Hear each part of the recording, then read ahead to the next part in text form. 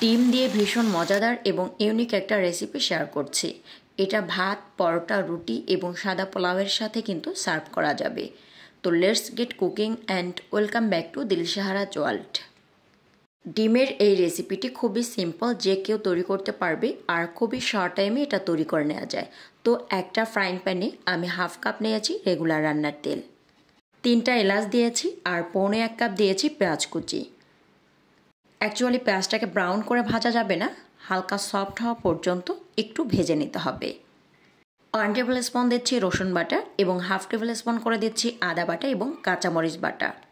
কাঁচামরিচ বাটাটা হাতের কাছে না থাকলে চাইলে এখানে আস্ত কাঁচামরিচ ফালি করে দিতে পারেন, এতে করেও কিন্তু খুব সুন্দর একটা টেস্ট পাবেন। ডিমের এই কারিটা পরোটা দিয়ে সার্ভ করে দেখতে পারেন, ভীষণ মজাদার হয়। এখন আমি এখানে 1 টেবিল স্পুন করে দিচ্ছি ধনিয়ার গুঁড়া, লাল মরিচ গুঁড়া এবং হলুদের গুঁড়া। এরপর সামান্য একটু পানি দিয়ে মশলাটাকে খুব ভালো করে ভুনে নেব। যে কোনো কারি তৈরির ক্ষেত্রেই কিন্তু মশলাটা ভুনানো বেশ ইম্পর্টেন্ট। মশলাটা ততক্ষণ পর্যন্ত ভুনাতে হবে যতক্ষণ পর্যন্ত এর ভিতরে কাঁচা স্মেলটা না থাকছে। 1/2 টেবিল স্পুন দিয়েছিলাম লবণ। লবণটা ফার্স্টে একটু বুঝিয়ে দিতে হয়, কারণ অতিরিক্ত লবণের ব্যবহার যে কোনো খাবারের টেস্টটাই কিন্তু নষ্ট করে দেয়। মশলাটা ভুনতে ভুনতে একটা পর্যায়ে দেখবেন মশলার ভিতরে একটা দানাদার ভাব চলে এসেছে আর ওপরে কিন্তু অনেকটা তেল ছেড়ে আসছে।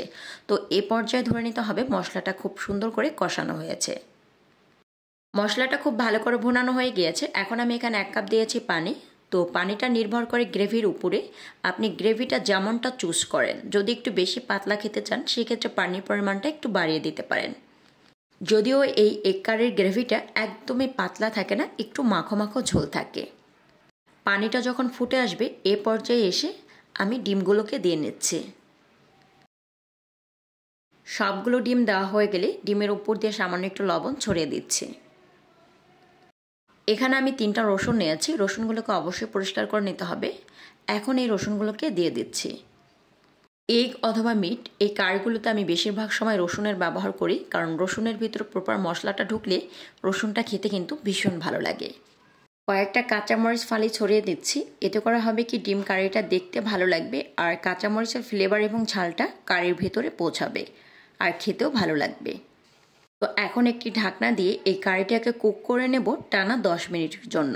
10 মিনিট কুক করব, কারণ আমি এতে আস্ত রসুনের ব্যবহার করেছিলাম আর রসুনটা সিদ্ধ হতে একটু সময় লাগে। এই পর্যায়ে কিন্তু চুলার আঁচকে মিডিয়াম থেকে লোতে রেখে দেব। গ্রেভির ঘনত্বটা কিন্তু অনেকটাই টেনে এসেছে আর ভীষণ লোভনীয় একটা মাখো মাখো গ্রেভিতেই কিন্তু এটা রয়েছে। দেখতে ভীষণ লোভনীয় লাগছে। আই থিঙ্ক আজকের রেসিপি আপনাদের কাছে অনেক ভালো লেগেছে। ভালো লেগে থাকলে অবশ্যই আপনার ফ্রেন্ড এবং ফ্যামিলির সাথে শেয়ার করবেন। আপনারা দেখছিলেন দিলশাহারাজ ওয়ার্ল্ড। এরকম সুন্দর, সহজ এবং সুস্বাদু রেসিপি পেতে অবশ্যই দিলশাহারাজ ওয়ার্ল্ডের সাথেই থাকবেন। ভিডিওটি ভালো লাগলে একটি লাইক করবেন এবং চ্যানেলটিতে সাবস্ক্রাইব করে পাশে থাকার আমন্ত্রণ করছি। আল্লাহ হাফিজ।